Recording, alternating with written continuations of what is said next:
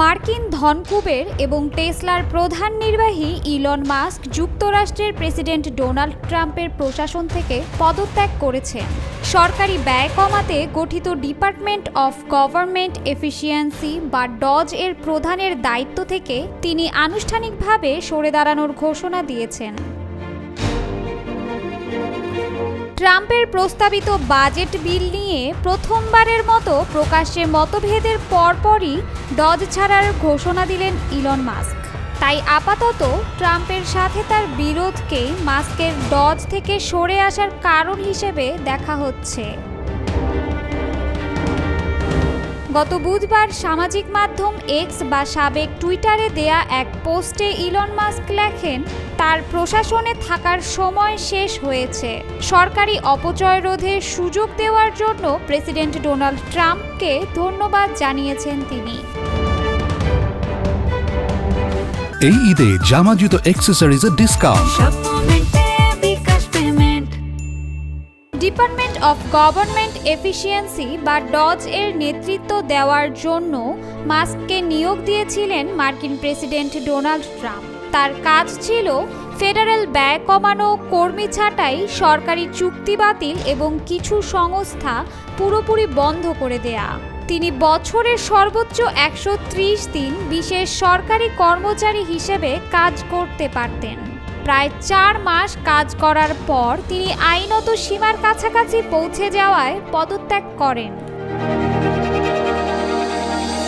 Trump প্রশাসনের one big beautiful bill নামে পরিচিত ট্যাক্স ও বাজেট বিলকে কেন্দ্র করে মাস্কের সঙ্গে প্রেসিডেন্টের সম্পর্কের টানাপোড়েন শুরু হয় ও সবার সামনে আসে।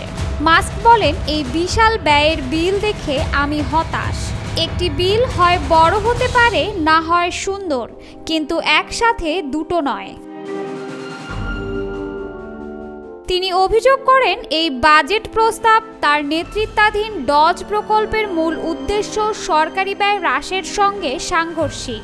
বিলটিতে ট্রাম্পের 2017 সালের ট্যাক্স কাট বহাল রাখা সহ যুক্তরাষ্ট্র মেক্সিকো সীমান্তে নিরাপত্তা জোরদার ও গণপ্রত্যাবাসন উদ্যোগে বিপুল অর্থ বরাদ্দ করা হয়েছে। ইলন মাস্কের ডজ নেতৃত্ব নিয়ে আলোচনা সমালোচনা শুরু থেকেই ছিল। বিশেষ করে যুক্তরাষ্ট্রের বৈদেশিক সহায়তা সংস্থা USAID বন্ধের উদ্যোগ সবচেয়ে বেশি সমালোচনার ঝড় তোলে। ফেব্রুয়ারির শেষ দিকে সংস্থাটির সদর দপ্তর বন্ধ করে দেয়া হয়। ছাঁটাই করা হয় প্রায় 1600 কর্মী এবং প্রায় 4700 কর্মীকে ছুটিতে পাঠানো হয়। তাদের মাত্র 15 মিনিট সময় দেয়া হয়েছিল অফিস ছাড়তে। এই ঘটনায় একটি ফেডারেল আদালত মন্তব্য করে যে ডজ এর কার্যক্রম মার্কিন সংবিধান লঙ্ঘন করেছে এবং USAID কর্মসূচি বন্ধ সংক্রান্ত সব কর্মকাণ্ডে অস্থায়ী নিষেধাজ্ঞা জারি করে। ডজ গঠনের সময় ট্রাম্প দাবি করেছিলেন এটি সরকারি ব্যয় হ্রাসের এক নতুন দিগন্ত তৈরি করবে, কিন্তু মাস্কের বিদায়ের পর প্রকল্পটির ভবিষ্যৎ এখন প্রশ্নের মুখে।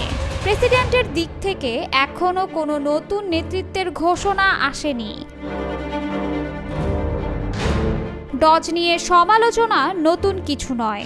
পেপারডাইন ইউনিভার্সিটির আইনের অধ্যাপক ও সাবেক কূটনৈতিক কলিন গ্রাফি বলেন, ডজ এর আসল শক্তি ছিল বিশ্বের ধনীতম ব্যক্তি মাস্কের মাধ্যমে ট্রাম্পের কাছে সরাসরি পৌঁছানো। মাস্ক ছাড়া এটি আর টিকবে না।